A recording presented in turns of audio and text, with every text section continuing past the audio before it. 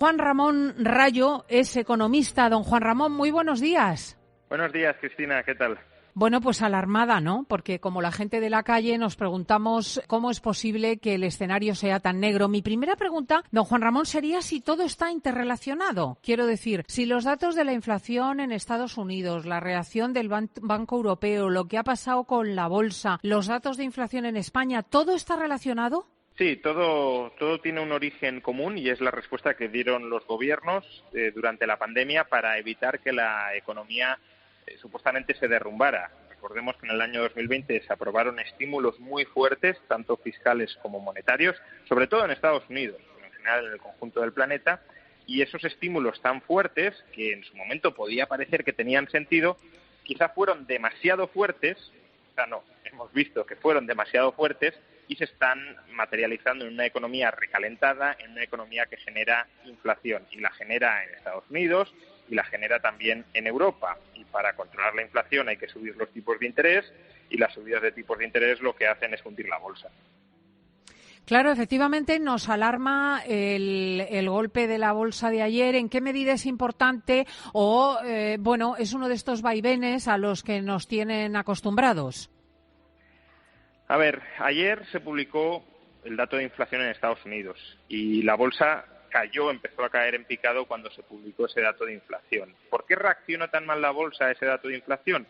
Pues porque en los mentideros políticos y económicos había empezado a cundir la narrativa de que ya habíamos llegado al pico de inflación, de que la inflación, el dato de inflación que íbamos a conocer ayer iba a ser relativamente bueno, todavía muy alta, pero mostrando una tendencia a la baja, y que, por tanto, si ya habíamos llegado al pico de inflación y ya estábamos bajando, el Banco Central de Estados Unidos, la Reserva Federal, no tendría que subir los tipos de interés tanto.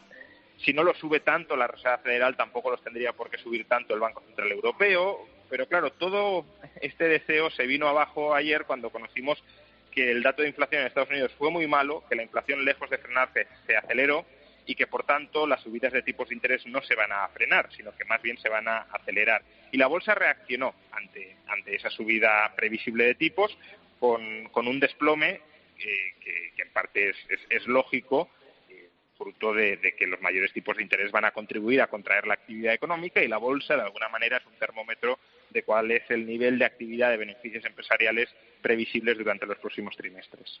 Claro, la subida de tipos de interés significa que si tú te vas a pedir un crédito al banco, te van a cobrar más, y también afecta a las hipotecas, ¿verdad? Sí, afecta desde bastantes perspectivas. Quizá la forma más inmediata, más directa, más conocida que tenemos de cómo nos afecta una subida de tipos de interés es esa, ¿no? Si vamos a pedir un crédito al banco, nos saldrá más caro. Si tengo una hipoteca a tipo variable, no si la tengo a tipo fijo, me van a subir la letra mensual. El Euribor ya lleva meses subiendo, estaba en terreno negativo, ya está en positivo y más que va a seguir subiendo. Pero las subidas de tipos afectan de muchas otras formas a la economía y, por tanto, a la vida de la gente. Por ejemplo, que las personas pidan menos créditos significa que van a comprar menos a crédito. Hay bienes, hay mercancías que normalmente se compran a crédito. El caso más claro es la vivienda, pero también, por ejemplo, los automóviles, electrodomésticos, etcétera. Si hay menos demanda a crédito, si compramos menos a crédito, la actividad económica se va a frenar. No se van a construir tantas viviendas, no se van a producir tantos automóviles, no se van a producir tantos electrodomésticos, y eso implica que los trabajadores que están contratados para producir eso, si ya no se va a producir tanto, pues van a ser prescindibles y, por tanto, se los va a despedir. De hecho, uno de los objetivos que busca la subida de tipos, aunque suene muy crudo, es ese, es que la economía se enfríe, es que la inflación baje porque la economía en parte se detenga. Y claro, enfriar la economía significa que las empresas ganan menos dinero, o significa que si ganan menos dinero contratan menos o incluso despiden, significa que si despiden las familias, claro, si no tienes un empleo estable, pues vas a gastar menos, etcétera, etcétera, etcétera. Es decir, es una espiral de desaceleración, incluso de potencial recesión, muy complicada, pero bastante inevitable, dada la inflación altísima, históricamente alta que tenemos. Claro, pero si vamos a un invierno con más paro, si vamos a un invierno con problemas en los precios y nos añadimos que la energía está en precios disparados, la gasolina por encima de los 2 euros el litro, que vamos a tener problemas de suministros energéticos en Europa, sobre todo en Centroeuropa, con los cortes producidos por la guerra de Ucrania, que el trigo, los fertilizantes, los piensos están teniendo problemas también, realmente el invierno va a ser muy difícil. Sí, efectivamente. A ver, esto es lo que pasa cuando sobrecalientas la economía.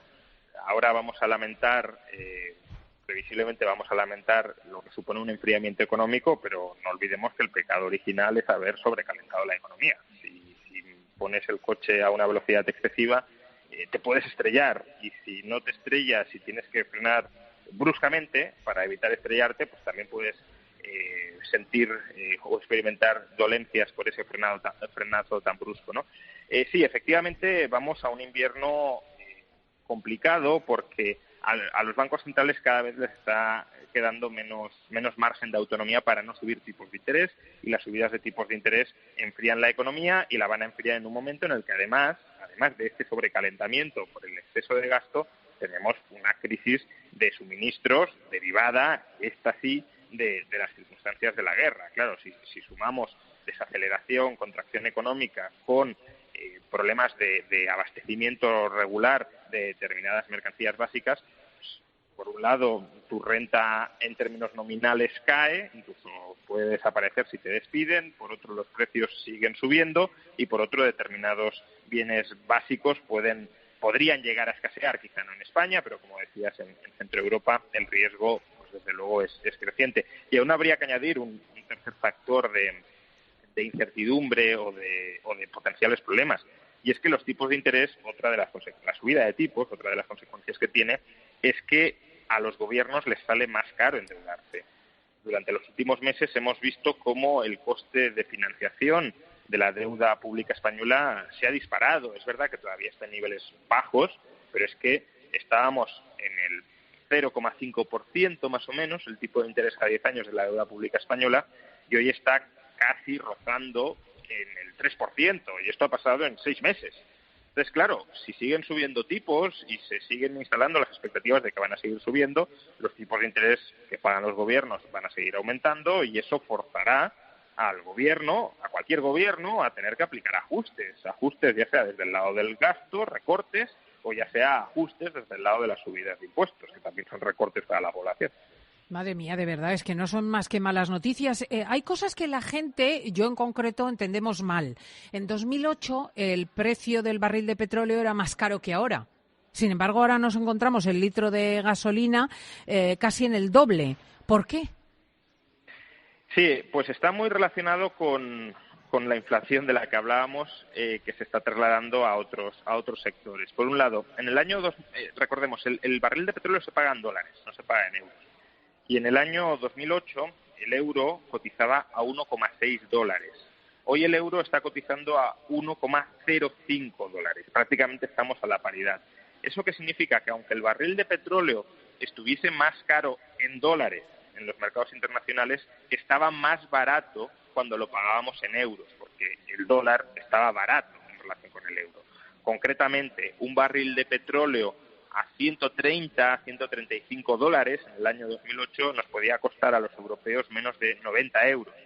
Hoy, en cambio, el barril de petróleo está a 120, 125 dólares y nos cuesta a los europeos alrededor de 115 euros por la depreciación del tipo de cambio. ¿Y por qué se ha depreciado el euro? Pues porque el Banco Central Europeo está reaccionando de una manera más timorata a la inflación de lo que lo está haciendo la Reserva Federal en Estados Unidos, que ha subido los tipos de interés con más decisión, con más determinación que el Banco Central Europeo, con lo cual se ha depreciado el euro. Pero hay un segundo motivo, y es que el precio de los carburantes no depende solo del coste de la materia prima, del precio del petróleo, sino también del coste del refino. El crudo hay que convertirlo en gasolina y en gasóleo, y eso se hace en las refinerías. Y en las refinerías es un sector en el que nos encontramos también con problemas precisamente por ese sobrecalentamiento de la economía.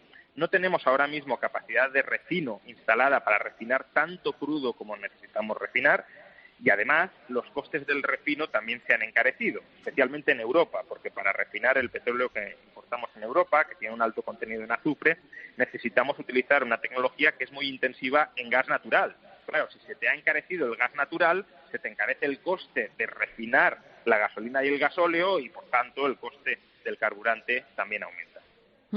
Hay buenas noticias con relación a la autorización que nos ha dado Europa para que países como Portugal y España intervengan en el mercado de la energía, y esta semana nos contaba la ministra Nadia Calviño que veremos bajar la factura, que han topado el precio del gas que se utiliza para hacer la luz, y que veremos bajar la factura en torno a un 15%.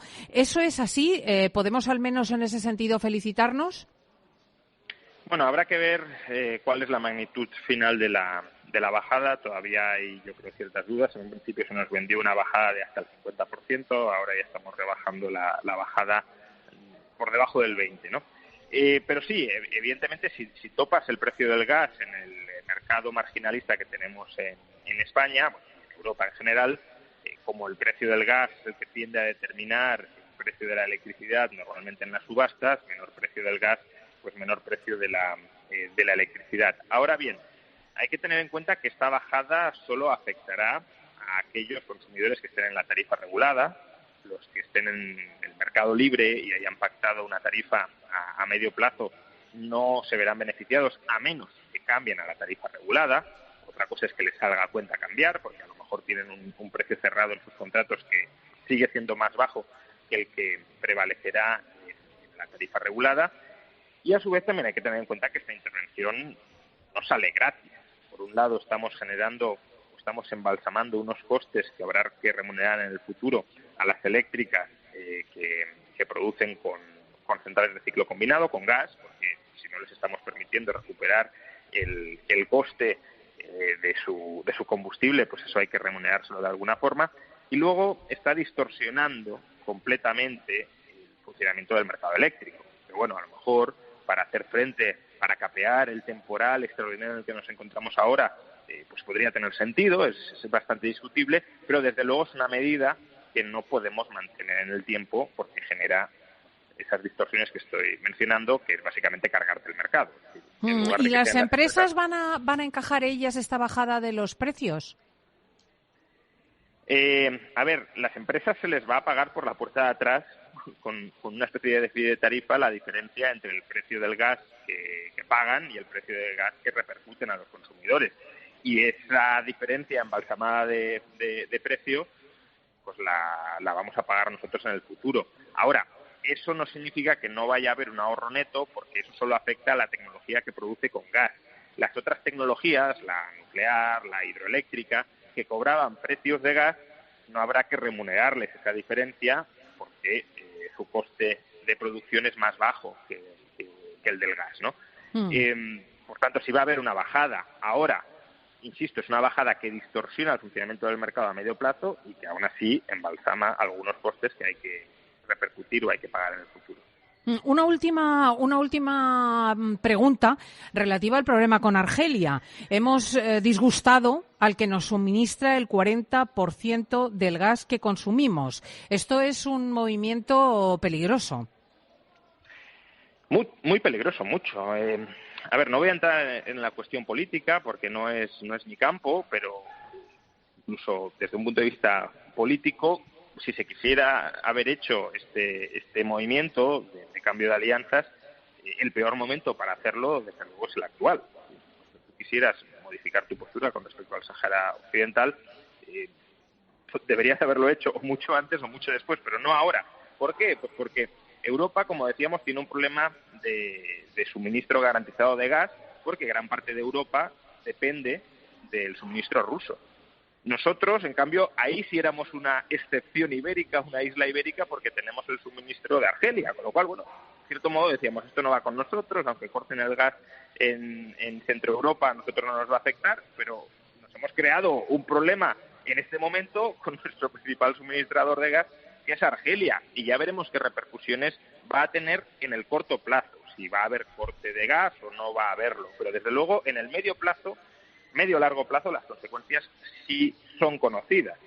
y son conocidas en el sentido de que Argelia se va a reposicionar y el principal socio comercial en materia de gas de Argelia no va a ser España, sino que va a ser Italia, que se ha trabajado mucho mejor esta relación y no le ha generado ningún desplante a Argelia. Con lo cual, a medio plazo, Argelia va a tender a vender más gas a Italia cuando se termine la infraestructura pertinente que a España. Y España va a quedar en una posición, pues ahí de nuevo, de aislamiento, porque va a ser el convidado de piedra en estas relaciones, en estas nuevas relaciones del mercado de gas europeo.